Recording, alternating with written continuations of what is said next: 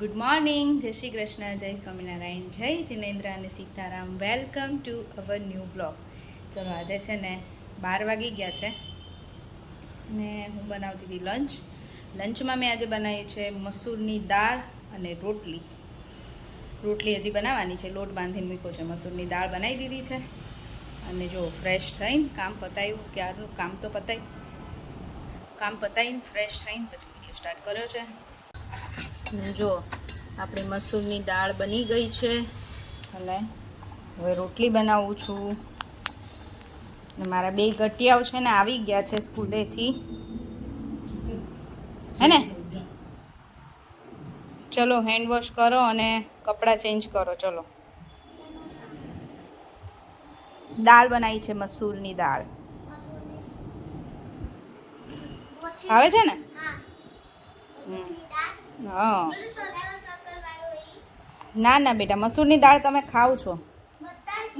ચલ જોઈ જા.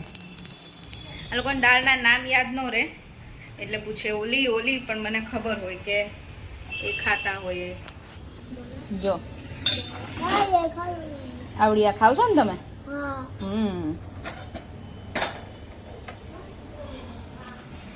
ચલો ગરમ ગરમ રોટલી બનાવી દઉં, બેને જમવા આપી દઉં. જો વાગ્યા છે સાંજના 6:30 અને છોકરાઓને વચ્ચે રજા પડી ગઈ એટલે એક પેપર બાકી હતું EVSનું. બંનેને એમાં જ થોડીક એમાં થોડું વધારે લર્ન કરવાનું હોય, બધું ક્વેશ્ચન આન્સર ને એવું, એટલે એમાં જ વાર લાગી. બંનેને લર્ન કરાવીને અત્યારે બંને નીચે રમવા ગયા છે, રાહી અને શ્લોક. મેં કીધું લાય થોડી વાર બાલ્કનીમાં બેસું પછી રસોઈ બનાવું. એટલે જો મસ્ત છે ને બેઠી છું. પહેલાં અમે બાલ્કનીમાં બેસતા ને તો અહીંયા બિલકુલ અવાજ જ ન આવતો. આટલો બધો હોર્નનો અને વ્હીકલનો અવાજ ન આવતો. આમ એકદમ શાંતિ લાગતી. અને હવે છે ને બેસવા આવ્યા હોય ને તો બહુ જ અવાજ જ આવતો હોય.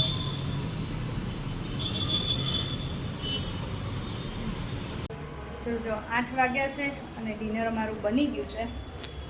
મેં આજે છે ને ડુંગળી બટેકાનું શાક બનાવ્યું છે અને ભાખરી બનાવી છે. રાહી અને શ્લોક તો જમવા પણ બેસી ગયા છે ને હું કેવનો વેઇટ કરું છું. એ આવે ને પછી જમવા બેસું.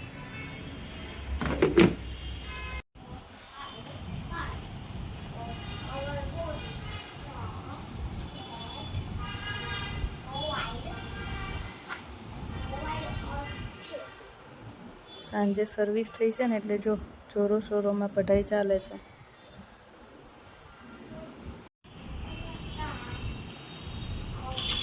સર્વિસ થઈને તો રોવું આવતું હતું. જો થોડી વાર રોવું આવે પછી જો હવે અત્યારે કેવું કામ લાગે છે ને ભણવાનું.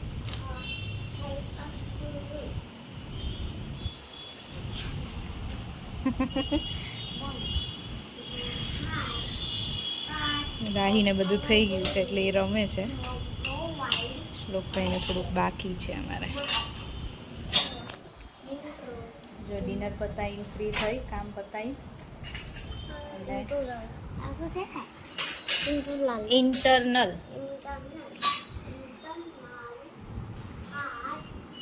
અમુક સ્પેલિંગ ન આવડે ને એટલે ન યાદ રહે ને. અત્યારે રાત્રે શું બોલવાનું આપણે નક્કી થયું હતું? નહીં, કૃષ્ણ ભગવાનનો કયો મંત્ર? શ્લોક કૃષ્ણાય વાસુદેવાય. કૃષ્ણાય વાસુદેવાય હરે પરમાત્મને પ્રણતઃ કેશનાશાય ગોવિંદાય નમો નમઃ. Very good. જો આ શ્લોક રોજ કેટલી વાર બોલવાનો રાહી? 3 ટાઈમ. કોણે શીખવાડ્યું તું? મને અમારી એક મેમ ચાંદની મેમે શીખવાડ્યું હતું ને?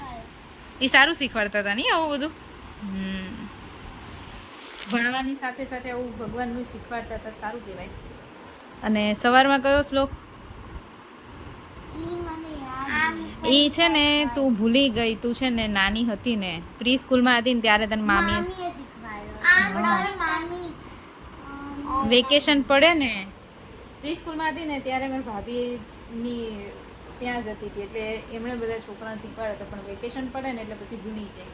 વેકેશનમાં નહોતી ભૂલી, હું છે ને ફર્સ્ટ સેકન્ડમાં ભૂલી ગઈ. હા, એટલે એમ જ કહું છું, વેકેશન પડ્યું ને પછી ભૂલી ગઈ ને. વેકેશન પછી હું વેકેશનમાં નહોતી ભૂલી, વેકેશનમાં યાદ જ હતું. પછી ભૂલી ગઈ. હા. ઓકે.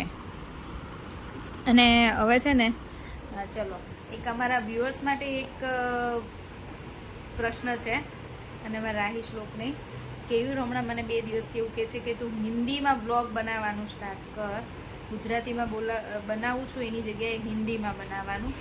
તો તમારું શું કહેવું છે કે મારે બ્લોગ હિન્દીમાં બનાવવા જોઈએ કે જે ગુજરાતી મારા કન્ટિન્યુ છે એ કરવા જોઈએ? ચલો હું રાહી અને શ્લોકને પૂછું તો રાહી શું કહે છે? હિન્દીમાં નહીં એમ, ગુજરાતીમાં એમ કેમ? હા, હિન્દી બનાવવાનું તો હિન્દી. હિન્દી તો તું મારા કરતાં તું સારું બોલે છે, તો પછી કેમ ગુજરાતીનું કહે છે? પણ આખો દિવસ તો તારે વિડીયો ઉતારવાનો હોય, હું થોડી આખો દિવસ. ઓકે. શ્લોક તને શું લાગે છે, હિન્દી કે ગુજરાતી આપણે શું કરવું જોઈએ? ગુજરાતી તમે હિન્દી સરખો નહીં આવડતું. મને હિન્દી સરખું નહીં આવતું એમ? તે ક્યાં મને હિન્દીમાં સાંભળી છે ક્યારે? હા જો મેં અત્યારે કર. ઓકે ચલ. ચલો તો હવે એની સાથે આજનો વિડીયો આપણે અહીંયા જ પૂરો કરીશું. ફરીથી મળીશું કાલે નવા વિડીયો સાથે. ત્યાં સુધી બાય બાય, ગુડ નાઇટ, જય શ્રી કૃષ્ણ. અને જો વિડીયો ગમ્યો હોય તો like, share and subscribe. Bye. Thanks for watching.